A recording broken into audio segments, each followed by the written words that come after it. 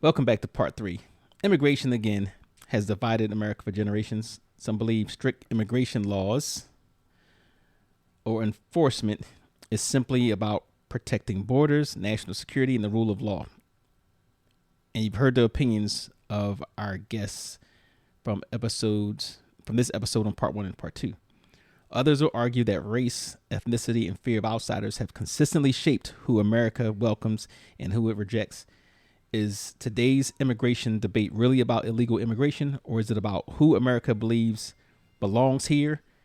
So get ready for part 3 and the finale of is U.S. immigration policy about security or racism and xenophobia? Are you ready for some controversy? Yeah. Are you ready for some fun? Yeah. Yeah. Are you ready for some laughs? Yeah. Let's get unfiltered with Cycle 4081. Welcome back for part 3 of this episode. And this one's going to be a little bit more fun. I think it's fun. Well, we do have a poll, and it wasn't a huge response, but close enough. And we're going to go over that. And I got some questions on immigration. And then we're going to end it with a rapid fire question session. So, I gave a poll on WhatsApp. Do you believe U.S. immigration policy today is driven more by national security, economics, racism, xenophobia, or some combination of these? And then, what evidence leads you to that conclusion? And we've actually talked about what evidence led us to those conclusions that we expressed here in this podcast. So just to be clear, let me go with this podcast. I mean, the poll. So according to the poll, and I didn't do percentages of the respondents, let's see, we got the highest percentage was racism with 6. The second one was xenophobia with 3. The next one was economics with 1, and not a single soul believes is driven by national security. So, but the vast majority say racism, and then, somewhat xenophobia and economics. And I think kind of the discussions we've had in part 1 and part 2 kind of solidify that. And I think we can all agree just by our comments that, we'll sanction these. We'll certify that those poll results. So now my question I'm gonna start off with you guys here is: should immigration policy prioritize humanitarian concerns over economic interests? So that one's a little thought-provoking. Should immigration policy prioritize humanitarian concerns over economic interests? Now, you can frame it in this way. Humanitarian concerns, if you have a country that has some really bad humanitarian concerns, whether it be environmental, political, whatever, should that be prioritized when it comes to decisions over economic interests, whether, you're going to spend more money supporting, these refugees, or the economic interest also could be bringing them in, could bring in more revenue to a particular location. So I'm gonna kick that off with Paul. You want to answer that one? Should immigration policies prioritize humanitarian concerns over economic interests? I think humanitarian concerns should always trump everything. That's I just believe that. Okay. If humanitarian concerns. Okay.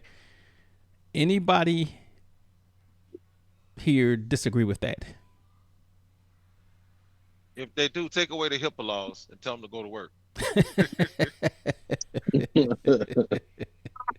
So I'm gonna agree with Paul on that too, because I'm gonna be a fence sitter on this one because it's not an easy answer. Yeah, prioritize humanitarian concerns. That's what we should do. As a humanist that I am, I agree with that. Now, However, one country cannot support the world's problems, right? Right, right. However, here's what can be done in those situations. When you talk about like a humanitarian crisis, like let's say I'm gonna give you a humanitarian crisis that they don't do anything about. Sudan, South Sudan, Sudan, those African countries that's been basically warring with each other. There's genocide going on. There's, you know, over there.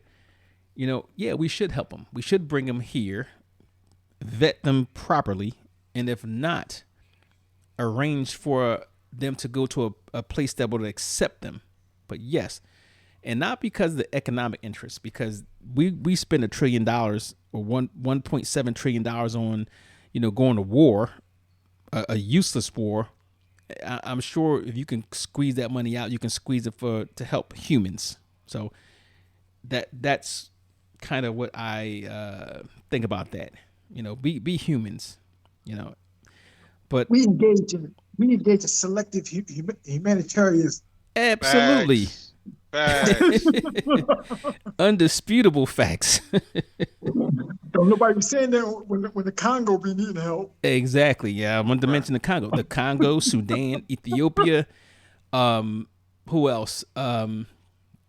Even Uganda, where they had this Ebola outbreak. You know, that can spread across the whole globe, even the U.S. if not attended. And this idiot dismantled our World Health Organization participation. But anyways, yes, you are right. We are very selective when it comes to being humanitarian. Which is where I worked at. Oh, that's right. How they selected some of the countries to go to. USAID. Okay. And dismantled thousands. Please speak on that. I'm lost. Please speak on that. And your agency was one of the first ones to get gutted. Was the first one. We went from 3,000, a little over 3,000, a little over 3,100 people down to, they probably got about 200 people now. And they're dispersed, like they took our name off the building and everything. They're dispersed into different buildings throughout the federal government. Some of the people are in the State Department, some are in Oklahoma, some of the jobs in Oklahoma now. He dismantled it. They said, when he first got in office, before he got in office, they were warning us it's going to be a bunch of big changes. Well, you know it's going to be presidential appointees, so you know it's going to be changes in the building. We answer to whoever he appoints as the administrator there and the deputy administrator.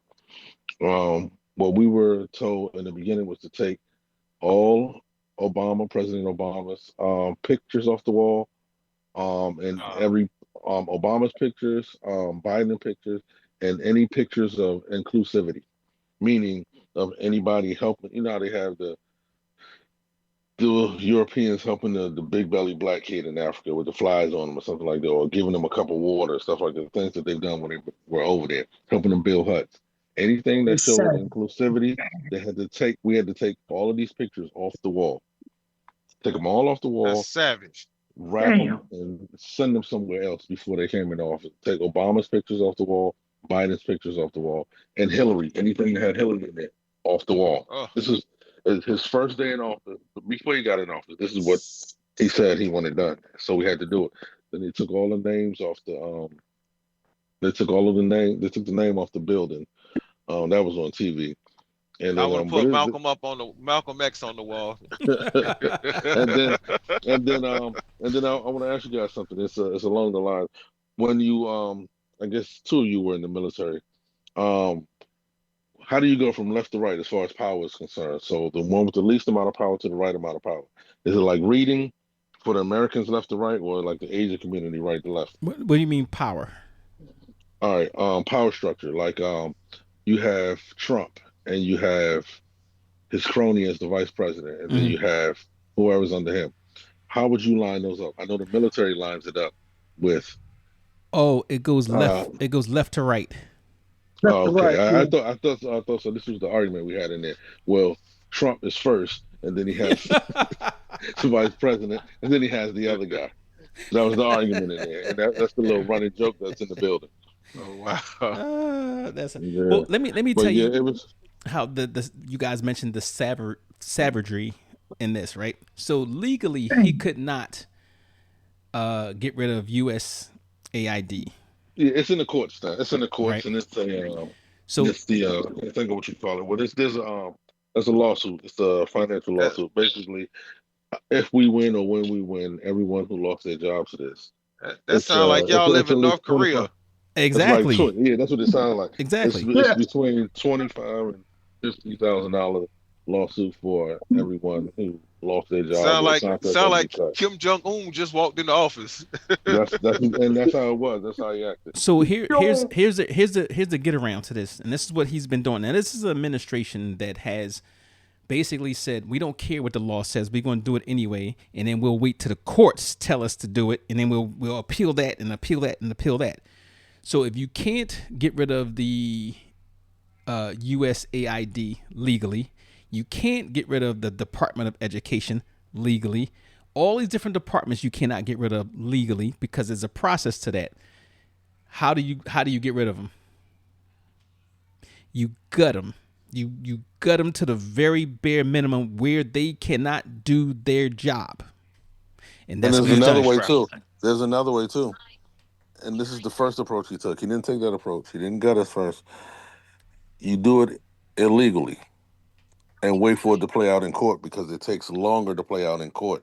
This is the yeah. long game. Yeah. So while we don't have a game, and then you dangle something in front, like they dangled buyouts for a bunch of people. You retire early, you get this $40,000, and you get your pension. A lot of people retired, they never got anything. They're still waiting. Oh God. He Wow. did it like he Yeah. did his contractors from Jeez. Yeah. That's his Yeah. MO. And one That's other his thing he did, Exactly. Paul, you'll find this funny. One other thing he did, me and my coworker were in charge of the fleet department. That's one of the things we were in charge of. So we know that they were coming in with the government was going to be using State Department, anyone under state, USA was under state. Commerce was close to state. They're going to be using electric cars, electric vehicles. Well, what's the guy name? The Tesla guy. He had a Elon Musk. contract. Elon Musk on the news. They said Elon Musk was given a $300 million contract for, and you can't do it this way. You have to have three bidders, a no bid three contract. different Yeah. cars. Yes. Well, Elon Musk got $300 million for his Teslas to come there. They never bought any Teslas there. That's what was on the America. news. That he was going to bring over Teslas and people were going to get rebates and stuff like that. Number one, Elon Musk got the money. He got the money back because he put money to help fund him and get him into the office. We never got any Teslas. They're using Corollas and Chevys and stuff like that. And the third thing is, I looked at the contract. I watched it when it was written. I had to read over it before it went to Congress. It was a $450 million contract, not $300 million. So a lot of this Wow. money, like our money, we had $76 million left for the year. That money was frozen. He will not answer where that money is. All of this money was put into somebody's pocket. Mm-hmm. That's his MO. That's what he's done, especially when it came to what government. And what happened? We got a letter about a month ago, about 2 months ago, saying that our case is going up towards the court, and we may be getting money back, at least $25,000, because of how he let us go. It was wrong. He played the long game. You can do it illegally, let it play out in the court, but in the meantime, I'm going to get rid of you guys and make it harder to put this back, put this agency back together. Right. Like another thing, FBI was supposed to be going into the building because it's empty. It's half empty now. GSA can't pay the rent. He said FBI can come in there, but they're not coming in the building now. You know why? There are too many entry points. It's not secure enough. And they already broke ground in Virginia for the FBI. And then Oh, FBI said they don't want to be there. now let me add So into once this. again, that's more money. Let me add into this.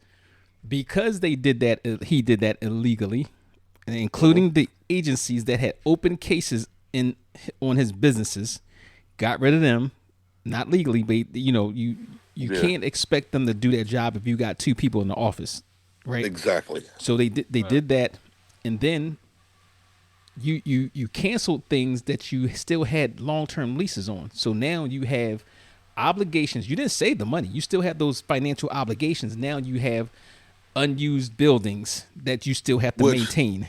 No. You know what he did? Oh Lord, what did he do? Illegally, he sold some of them to some of his friends, his real estate friends.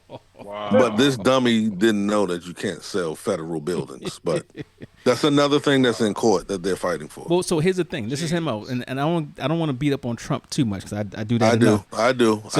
So Man, I mean, he's leaving himself out like a punching bag at this point. he is, Go ahead. but he did the same thing with the White House. You don't own the White House. You're a tenant. You can't just destroy a whole wing of the White House without prior approval and the money allocated to do it. But the point is, this is Trump. He knew from his first administration, he's going to do anything and everything that he wants to do because he knows that people are not going to do anything about it, or it's going to be a long process before they do it. Exactly. That is his MO, and he's done the same thing when it came to immigration. So, yeah. Lord, we can have a America created the atmosphere, though. Exactly it. So, speaking of politics and how the parties are not doing anything to stop him, and I know it's kind of hard when you have a system where you got to vote in the majority rules. So, when it comes to immigration, though, have both major parties, Democrats, Republicans, benefited publicly from keeping immigration unresolved? And if you say yes, I want to know why. And if you say one party yes, no, I'm gonna ask why. So have both parties, that's the question, have both major political parties benefited politically from keeping immigration unresolved? We're gonna go with no. Okay, so Yes. Yeah. Paul says yes. Marquis says no. Yeah, both. Yeah. All right, Both Wayne parties. says both. both. Dimitri, Only one has benefited, though. Dimitri, what do you say? Both. Okay. So I'm going to say my opinion. I'm going to say I agree with the no, and I'm going to tell you why. Because the system, if the issue had been resolved, right? The Republicans, and I'm talking about the far right conservative Republicans, they don't have an issue to get people fired up on. They can't go on policy because when you examine the policies, they can't use it because it doesn't benefit the average voter, right? So they can never win over the average voter based on policy. They have to do it on fear that somebody else is coming in taking your job, fear that somebody's in there gonna rape your wife, fear that all this is a whole bunch of fear. So they have to keep that unresolved. They have to. Now on the Democratic side, their whole thing is they would love to get the criticism away from immigration. They would love to get rid of that because they have other programs that they do. They got programs on housing. They got programs on economic development. They got an infrastructure, all these different things. When it comes to policy, the Democrats always have a policy-based platform. Whereas when I say platform, because they both have platforms, but they're forced when they go out to the voters. Unfortunately, in our country, scare tactics is a much more efficient way of doing things. So that's why I would say no. Both parties don't benefit from that. But who said yes? Me. Okay. Go ahead, Leonard. Yeah. The only problem that I have with that now, you sound like you biased with the Democrats. You know what I'm saying? Now, the reason why I'm going to say this, I am biased. Okay. The reason it shows the reason why, and I'm not either. You know what I mean? So don't get it confused. But the reason why I say this, the Democrats thought that they were going to prosper from immigration because they thought that they were going to bring in a buffer class that were going to keep them in office. What happened was it backfired. And they were using that buffer class to replace us black voters to get what they wanted because they don't want to give us black people anything, nothing that we deserve. When you say buffer class, what do you mean? A buffer class, a class that basically will come in and take our place. Okay. So when I said they don't benefit from that, or neutralize us or outnumber us, so the votes that will sway their way. but they wind up voting more for the Republicans because they brought in all the, the islanders, and they brought in a lot of South American, Spanish people that they sided with Trump. So so it didn't work. It backfired. Here's where the fault is in that. Okay, so let's say we're talking immigration now. Immigrants can't vote. They have to be citizens to vote on federal. No, but I'm saying the ones that they let vote, not the illegal immigrants that they let in. No. I'm talking about the ones that gave us out. Let me be clear. Legal immigrants cannot vote. You still have to be a citizen, which takes a way longer time, right? So it's not in their best interest. And when I say I'm biased, it's not because I'm a Democrat or I like the Democrats. I just hate red or blue, whatever. I'm saying it because I know when it comes to public policy, you don't have to take my opinion about it. You can actually look at what they say. You can look at their platform. Every political party, from the Green Party to the Republicans, whatever, they all have a platform that's on their website. You can go to their conventions and you can see what their platform is. You can see when it's election time what they push. And then election time, you can see the difference between what a Democrat candidate pushes and versus a Republican candidate pushes today. And I'm talking in the last 20 years, right?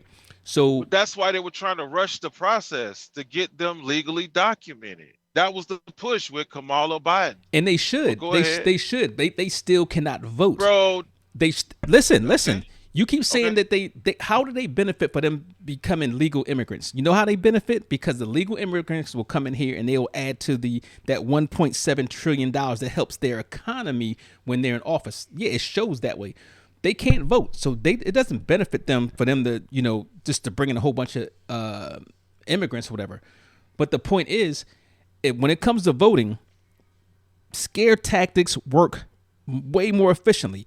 That's why every Republican candidate, whether the local governor, right, to the state senators, the congressmen, and to the presidential candidate, they always put on there the scare tactics. They're eating your pets. They're raping your women. They're coming across the border. We have an open border. We've never had an open border ever. But that's what they tell people. Like I said, I follow them. That's what they tell people when I put these posts, and this is what they respond to. We have, when Trump came in, we no longer had open borders. Well, guess what? We never had open borders. That's what they've been telling you. They're telling you that these people come across the border and steal, rob, murder, whatever. And statistically, and all these things are documented, they commit less crime than American citizens by far. And I'm not talking about a close. I'm talking about by far. And it makes sense because if you here illegally and you out here committing crimes, guess what happens? Now, I'm not saying they don't. I'm saying, but guess what happens when you do get caught? You get shipped back. But are we talking per capita? Because guess what? There's a hell of a lot more American citizens than per capita. I'm not talking about flat numbers. We're talking about crime rate, which is by the number of crimes that's committed, right? Versus who commits what. It's not like we had like how when you talk about black and white, who gets we call it like welfare or whatever. We know they get more welfare because there's more of them. They're gonna get it. They're the farmers and counting all that type of stuff. Yeah, we might have a higher percentage in certain areas, but then how are we gonna account for the undocumented crimes? Like there's cold cases out there. You know what I mean? And there will be more cold cases on their side because you don't have the data. You can't unless you catch them red-handed. You can't account for those whether it be a citizen or not. So that's a wash. And I could tell you, there's definitely not more. 28 years in this profession, I could tell you that there's been, the most crime that you'll see them commit is actually against themselves. And I'm gonna tell you the funniest shit is when the World Cup still comes. A crime, though. It's still crime, yeah. But we're talking. When you use scare tactics, they don't care about if you committing crimes against yourself. They're pushing that they're committing crimes against you, not each other. Right. Same thing with blacks. Right. First thing they'll say when you talk about what they do, but what about black on black crime? Well, if you look at it, most people commit crimes against their own because you're closer to yourself. But yeah, close proximity. So it doesn't benefit the Democrats to leave that unresolved. It actually benefits them to resolve it. Whereas if I know that all these people out here who are voting for my party, based on immigration and the polling says that, they'll tell you, what the important things was. immigration, right? That matters. You can't get people on your side if you don't scare them and say immigration's a bad thing versus somebody who's going to say, Yeah, but another thing that hurt your Republican Party is when that they leaked the info out about the party saying that they could not make any promises for us and our race and our culture, but they could talk to us and negotiate with us, but they can't promise us anything. Yet and still they gave everybody else what they wanted. They gave the gays what they wanted. but let's not get Asian hate sidetracked. crime. Hold on, let's not get sidetracked because the No. This plays to the point. It plays to the point of like the reason why the party is a disarray because they don't do what they were supposed to do for their main base, the core base, which is black people. Okay, so that is debatable because that's getting into a whole bunch of like, what do we want, what should happen, whatever in the statistic. But the thing is, we're talking about the immigration problem. So the immigration problem being unresolved does not benefit the Democratic Party. They're not voting. And even some of them that do vote, again, the Cubans, the Venezuelans, we love you, Mr. Trump. We love you, Mr. Trump. They're not even guaranteed those votes if they voted, and they can't. Go ahead. Can I chime in? Chime in. A quick second. Yeah. Okay. We say who benefits from immigration policy being unresolved? Democrats and Republicans, right? And I'm gonna give an analogy, right? It simplifies everything because I'm not a Democrat or Republican, but the Democrats and the Republicans remind me of Bad Boy and Bad Boy South. They all the same damn record label. Diddy the same damn owner. So what I'm saying is that Democrats, Republicans, they benefit from the immigration policy being unresolved because, like Brian said, they use fear as a scare tactic. Democrats, to a lesser extent, they do benefit because they fear job and career opposition. Think about this, right? Wait a minute. Hold on. You said who fears job and career? Democrats, because of that immigration policy, people lose their jobs over these policies, right? They lose their seats, they lose their status. So you talking about politicians? Yeah. So on the Democrat side, if you leave it unresolved, it's really like, okay, well, I don't really have to go hard on this. I don't have to address this, because when you make that stand, when you put your finger in the sand and declare one way or another, you got to stand by that. So a lot of times, I'm not saying for the most part, I'm saying a lot of times they would rather just, okay, let that be an open thing. Yeah, they're going to say what they want to say. They're going to say it. And another thing, Democrats and Republicans, if you taking AIPAC money, you on the same team. I don't give a damn. Wait a minute. Let's stick to the train.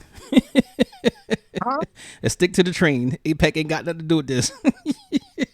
No, see, there you go. No, I'm saying listen. I heard what you said, and you're saying the Democrats benefit by it being unresolved because they don't have to take a hard stance. But if you look at their policy, they had the policy with DACA, they had the policy with sanctuary cities. They've had where if you wanted to get some votes for people who are like them, for example, if you want to target the Latino vote, right? If you're saying to them, we're going to make these guys who are your family members, who are your friends, who are in your community, we're going to give them a pathway to citizenship or get them documented where they can stay here, not be citizens, but they can stay here for a temporary time to finish whatever they have to do. Guess what that's going to do? That's going to get them votes. So it doesn't benefit them to leave it unresolved. They don't benefit anything from this is why you have conservative Democrats and socialist Democrats. Well, that's why I say It's not even a matter. Immigration is not even a matter of being liberal or conservative. It's a matter of it shouldn't be. No, it's not. But it's a matter of numbers. It's a matter of numbers. If you have your constituents, your base actually is a it's made up of minorities, mostly minorities, right? There we go. It benefits you to appease them by getting that resolved. It benefits you to get it resolved. Whereas if your base are conservatives, they don't want you coming through the border at all, because they don't want you to change their way of life. They don't like the fact that they have to hear a Spanish person when you call on the phone for customer service said pick Spanish or English. The reason why I know, because I've heard it from their mouths. I've heard it and read it on social media debates on all the different things when I start trouble. So there is no way that if the Democrats got that resolved, guess what they have? They have this is where I said I'm biased. It's not because I'm biased because it's a political party. I'm biased because you can listen to them and look at their platform and say, okay, these people are for programs that benefit people. It may not be all people, but the majority of people. Versus, but there we go, and that's where I differ, because all people are there's a group that that's always going to be benefiting from this, and there's a group that that's always going to be at the bottom of the barrel and never to. So let me tell you this. This is the response that people have all the time. So I'm versed on that. I'm versed on that. There is nothing that you can say. Now, no political party is perfect by any means. No political party. We're not asking for perfection. But you are asking for perfection. No, we're not.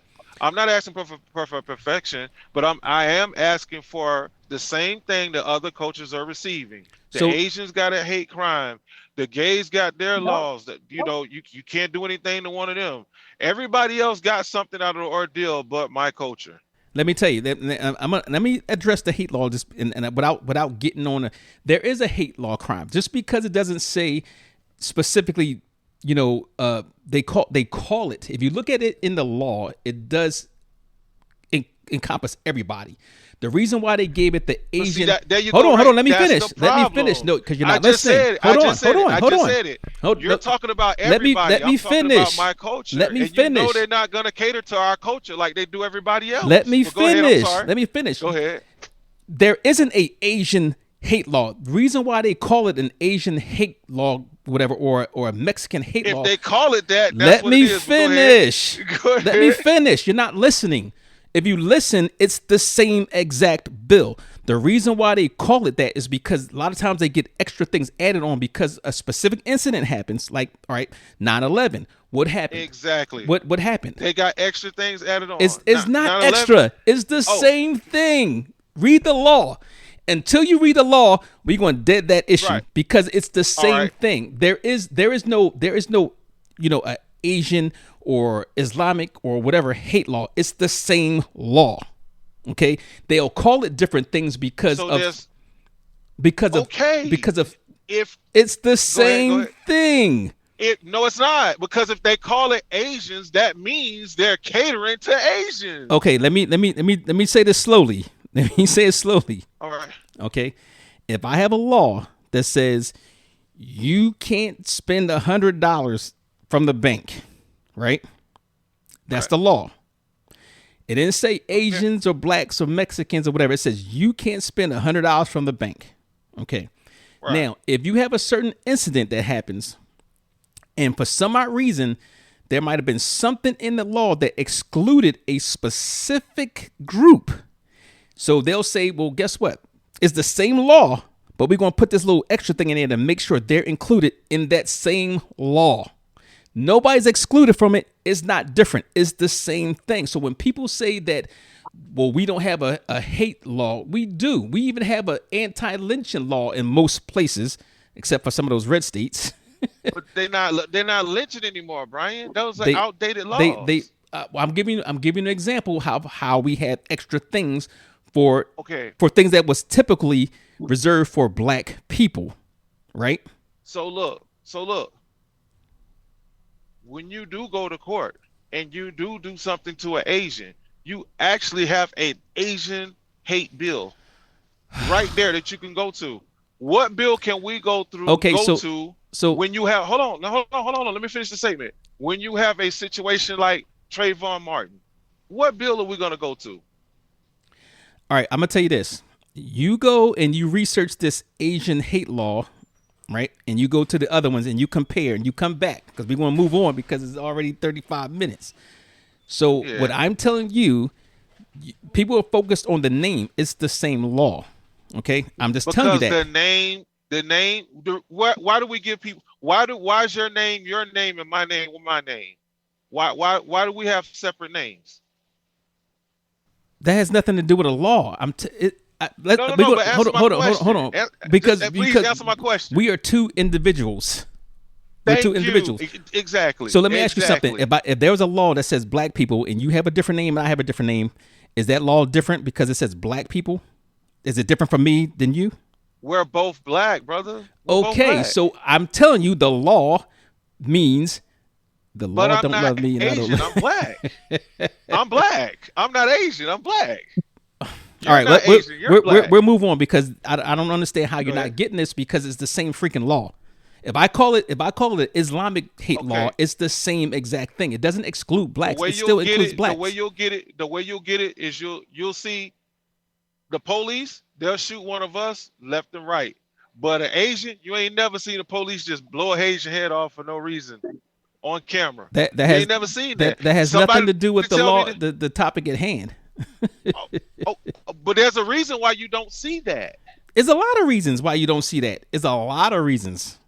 There's a lot of reasons. Yes. But that's a whole different topic. Yes. But we're talking about the how political parties benefit. And you said, one gets more than the other because they have a Asian hate law. And I'm just saying, and you can go look it up because we don't have to discuss this further, but you can go look it up. And you I'm tell just me, talking about the agenda.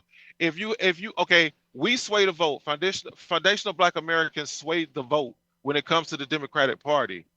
The reason why they haven't been winning or been successful lately, the proof is in the pudding, is because they're catering to other cultures outside of foundational Black Americans. That's all I'm saying. You're talking about the immigrants, that's one of the classes that they're catering to. okay, we're getting back on the immigrants. Yes, they can cater. They Right. can cater to immigrants, right?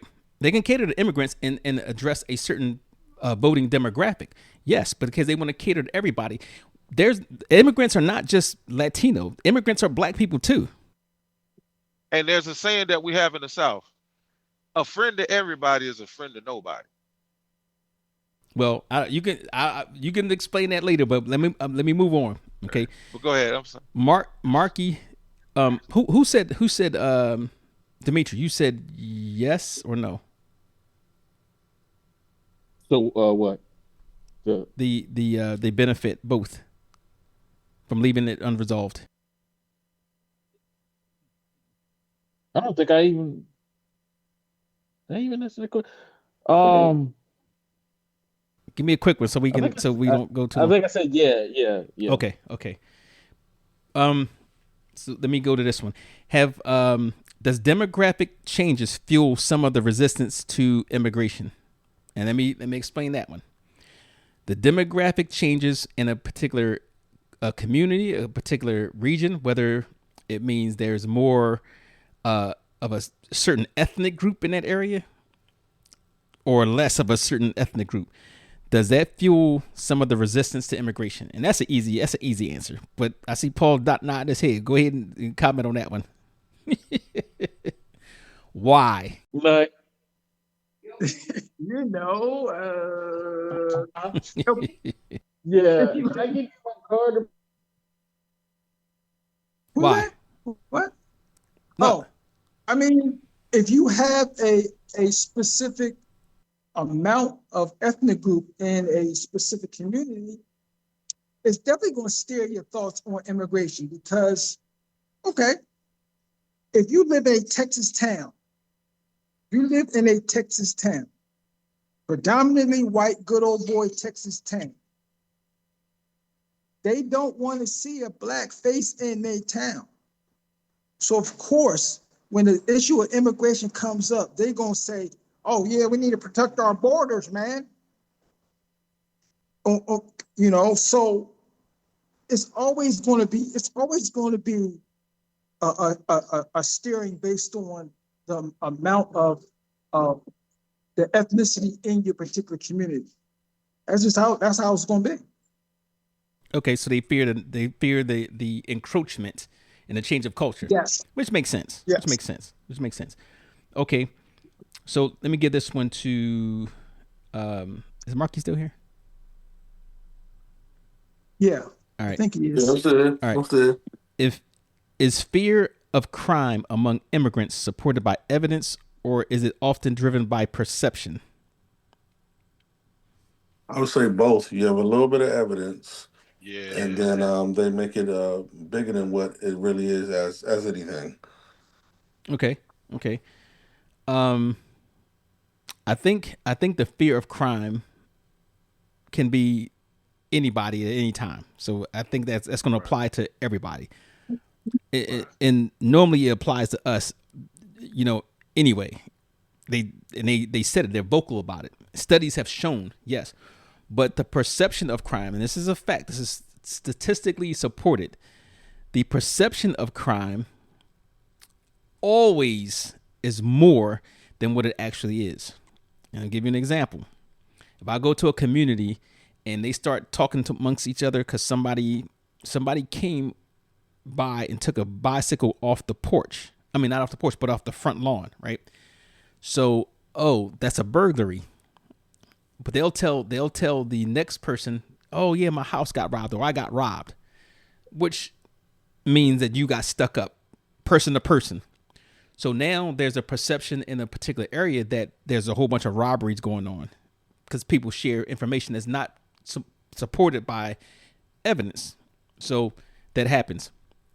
Now, this is for Wayne. If America is a nation of immigrants, what obligations does it have to future immigrants? First, in my perspective, the obligation should be solely on the people that are in this country. You know what I mean? It should have been for the natives first. Okay. So as far as obligations, to me, they're not even the top priority in my eyes. The top priority should be. The reason why I say this is because if everything in our country were situated the way it should be situated, there wouldn't be an immigrant problem. Okay. What do you mean? So explain that a little bit about the things. If America was ran the way it was supposed to be ran, half the things that we have a problem with dealing with immigrants, we wouldn't even have to deal with. Okay. Give me an example of one example. Okay. As far as outsourcing work, if America paid the wages that they were that we're supposed to pay, we wouldn't have to worry about outsourcing work. We wouldn't have to worry about inflation as much if we weren't creating the situations that put us into inflation. As far as going to war, you know what I mean? And every time we go to war, it starts inflation. Every time we go to another country and worry about what's going on in the other country, as opposed to worrying about what's going on in our country, we're spending billions of dollars in other countries. For example, the Ukraine. Most of that money could have been donated to our country and the infrastructure of our country.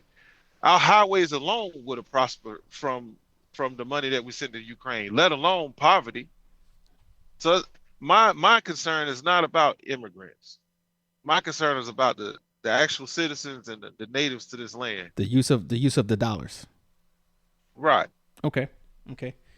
So I'm gonna go into Paul said, if I don't get my 40 acres and a mule, immigration is the last thing this country is going to have to worry about. All right, so these are rapid questions. That part. These are rapid fire questions. So it's quite a few, right? So everybody's not going to get the question. So I'm going to go down the line. However you fall on my screen, 1, 2, 3, 4, you're going to get it that way, right? Yes or no question. Paul, is America afraid of illegal immigration or afraid of becoming less white? Ooh, man. I wish unmute yourself. Question. Unmute yourself. Less white. Less white. For 500. So. Facts. Okay. All right. The next one. This is who's Leonard. Would today's immigration debate sound different if most undocumented immigrants came from Canada or Western Europe? Yes, absolutely. Absolutely. Facts. Dimitri, can a nation built by immigrants morally close the door behind itself?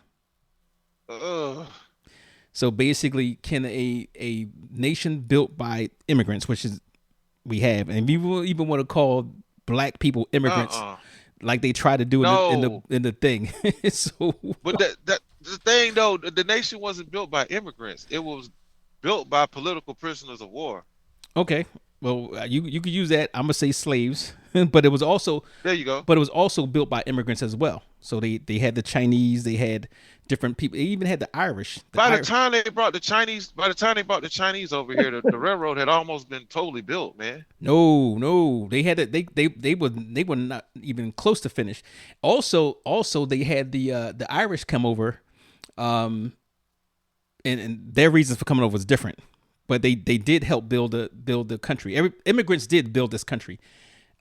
Majority of our power, our economic, I mean, statistically, it's not a hidden information, but the beginning of our economic power came from slave labor. But the question, can a nation built by immigrants morally close the door behind itself?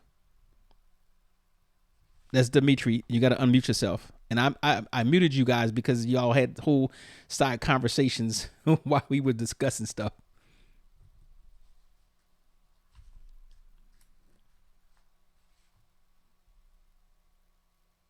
Okay. Yeah. Okay, it can. So even though this country was built by immigrants, you could say F the new immigrants coming in. Yeah. Okay. That was damn. Damn. All right, Marky. This kind of goes back to what we were saying earlier. Are politicians solving immigration or selling fear?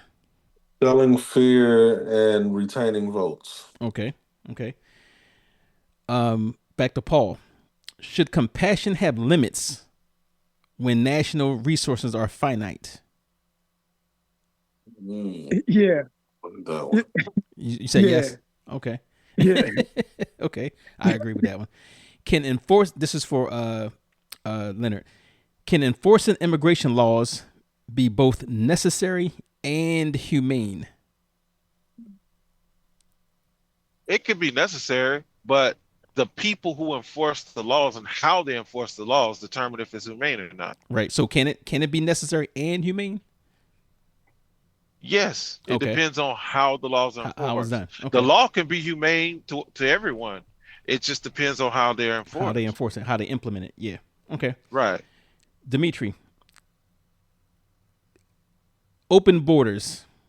Is that visionary or a disaster? And when we say open borders, I'm talking about when people come to the border, they can just come on in without scrutiny. How we can go through disaster. Okay. Exactly. Disaster. Okay.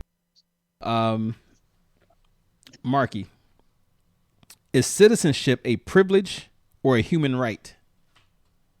Privilege. A privilege. Okay. I'm gonna ask you that. I'm gonna ask you about that. Why do you say privilege versus a human right? Not why, but give me an example of what makes it a privilege. Because if you're trying to get citizenship from here, that means you belong somewhere else or you're from somewhere else. Okay. So for immigrants, citizenship is a privilege versus a person who's born here. It's a privilege. Right. They don't have to. If you don't. Just like anything else, you don't meet the requirements. You don't, you can't be here. So it's a privilege because it's a lot that comes with it. Especially you come over and you're ahead of a select group of people, as it is, and you get a lot of things handed to you in the beginning. Okay. So you start off further than the people who've been here. So I think it's a privilege. It's a privilege. Okay. You benefit more from coming over here than you can give. Exactly. I didn't think of it that way, but you're right about that. Yep. In some cases, yes. Paul, Yeah. is should birth now this is going to be a separate topic here, separate podcast episode. Should birthright citizenship be reconsidered? And it has. No. So okay, no. I'm going to ask all of you guys this. No. Matter of fact, no. I'm going to stick to this program. Why do you say no? Because if birthright citizenship is reconsidered, then it opened up the door for the elimination of amendments that declared Black people, as street people. Because when we came over here, we were considered property. We were considered basically furniture. Okay. So you're saying that if birthright citizenship is reconsidered, that means open the door to say all y'all Black people that came here, y'all really don't have citizenship. Exactly. Well, because you wasn't property, because you wasn't a person when you brought you over here, you was furniture. All right. So they're gonna reconstitute you back to your furniture. Highly unlikely, but okay, I get it. All right. So Leonard, is multiculturalism strengthening or weakening America? Depending on what culture. If you got a sex, drug, and alcohol culture, no way. Well, when we talk about multiculturalism, we're talking about like ethnic cultures, not the subcultures.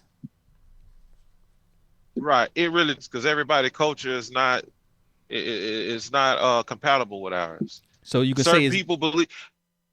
Okay, what they believe in Iran. Okay, if you're a Muslim, you can have as many as wives as you can afford. Mm-hmm. How does that culture benefit over here when we have a different belief system, a different culture? Okay, so you're saying that's weakening if you have multiculturalism, where you have a system where no. I'm not saying it's weakening. I'm just saying it's not compatible. So you're saying it's neutral. That is neutral. It's not strengthening or weakening. It would depend on the culture. It would depend on the culture that you bring over. Okay. There's countries that a grown man could date a little 16-year-old girl. How does that benefit our culture over here? Okay, that's point made. But in this context, that's not really multiculturalism. It's basically when you have people from different cultures and they bring a certain thing to your culture. It doesn't have to be the bad stuff, but give me an example. Let's say Africans come over here and they bring in this whole idea of strict parenting, right? That's a cultural thing. Well, see, that's an ideology. That's more stereotypical, because then you got Africans that also come over here and look down on us. They say we work hard. They do, but that's not harder than you. But that's not cultural. That's not cultural. The cultural thing is what you bring based on your thousands of years of traditions and whatever. So okay, but so what you say when you say that is that they have a better family unit than we do over here. No, that's not what I said. I said a lot of Africans, when Africans come over here, how they view parenthood a lot of times is way different than ours. Not so much as how we used to be, because they kind of align how we used to be. But the stuff that they do here, that kids do here, that they get away with, if they was back in Nigeria, they'd got caned. Okay, that's what I'm saying. Right. That's what I'm saying. Yeah, but I'm saying that right there. But I just use that one thing. I think what makes a nation great. So hold on. So you're saying what they bring over here to us is better than what we have here? No. You're saying their kids can't get away with the stuff that our kids can get away with. I gave you right? No. I gave you an example. That's one thing. That's not just one thing from Nigeria. There's a lot of things from Nigeria, but the thing that makes a country great is when you do have multiculturals coming here and do add to the diversity and perspectives of a country. So I'm not saying that, like the Israelis, which is a whole nother subject too, how they have a high percentage of pedophilia, right?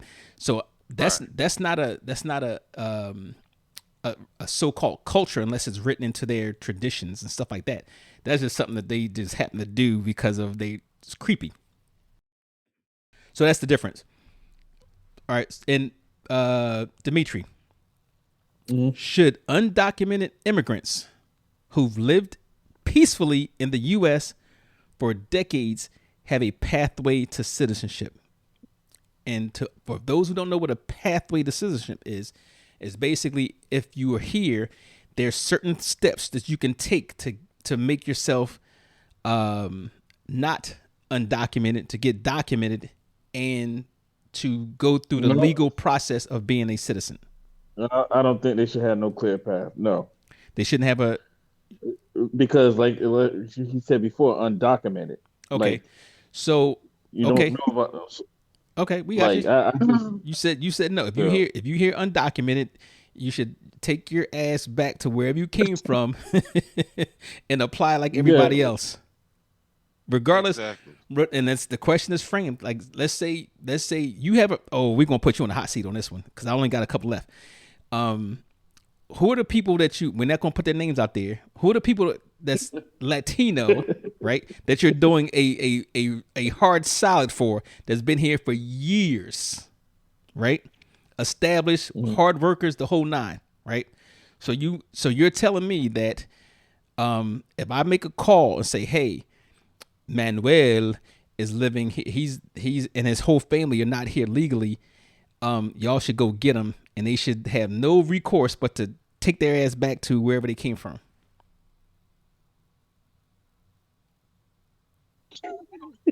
Oh, it's different. Bro, we got hardworking people here, though, bro. No, that's not the point. That's not the point. That has nothing to do with the question. The point is, should they have a pathway to citizenship, even though they've been here for 30 years? Whoa! That's his question. That's his question.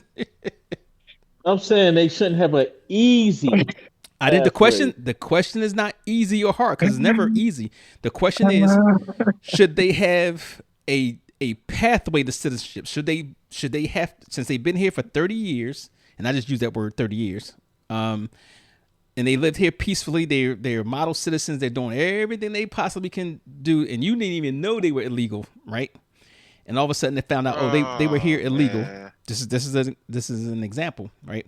Should they have a way of becoming citizenship, or should they just get booted back to wherever they from? Wow. Hey man, you had a quick response now. Now when I put a personal aspect on it, it's an easy answer. If they so hard working, why they don't hard work in their own countries and show us what they can do over there? Bro, that's not the point. That's not the point, because we have the same people that go over to other countries that are hard working and want to stay there. One of them's here. But look, that when those people come over here, they don't have nothing in their country that's as great as ours or greater. That's not true. They come over here from country. That's not true. Okay, what they got? What do Mexico have? That's wait a minute. Wait. Time out. That's anything. Not. Listen. That's not the debate. So we're not even going to get in that. That's not the debate. I'm sorry. The point is, they're here. They've been here for a long time, and they've been model citizens, doing everything, whatever. Now I added this caveat because he answered this really, really quickly, and I know certain things.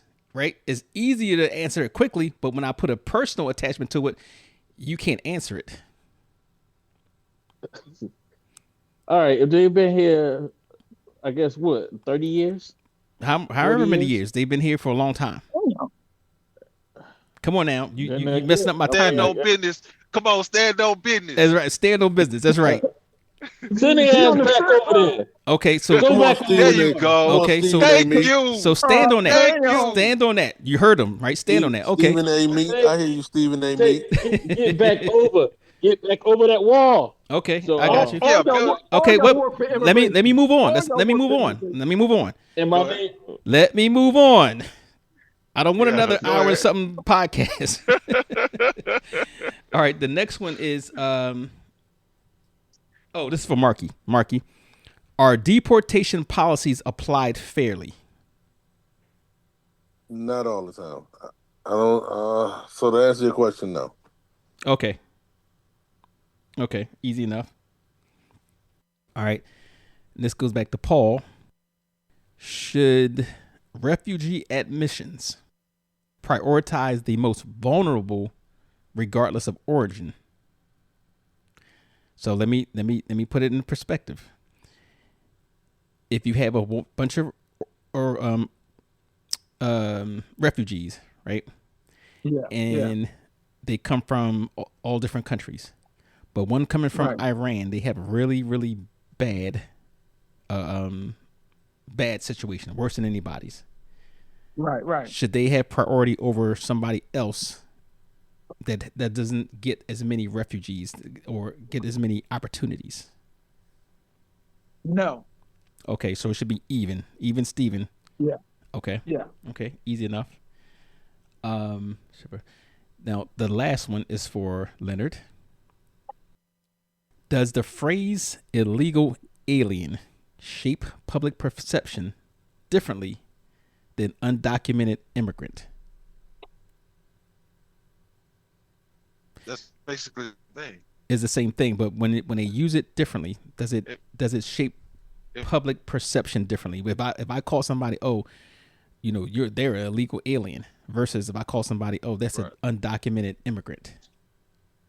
If they understand the vocabulary, it's going to mean the same thing. But in the general public, when they say undocumented, they're usually talking about Europeans. When they say illegal alien, they're usually talking about people from South America, right?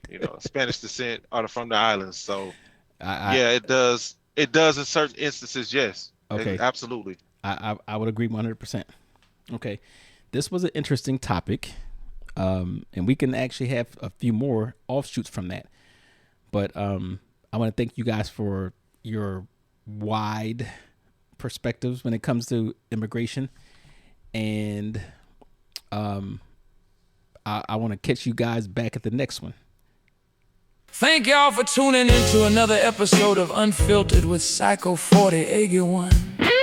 Big respect to our guests for keeping it real, and love to every listener rocking with us week after week. This conversation ain't over yet. Stay locked in for the next episode coming soon. Until next time, keep it unfiltered with Psycho 4081.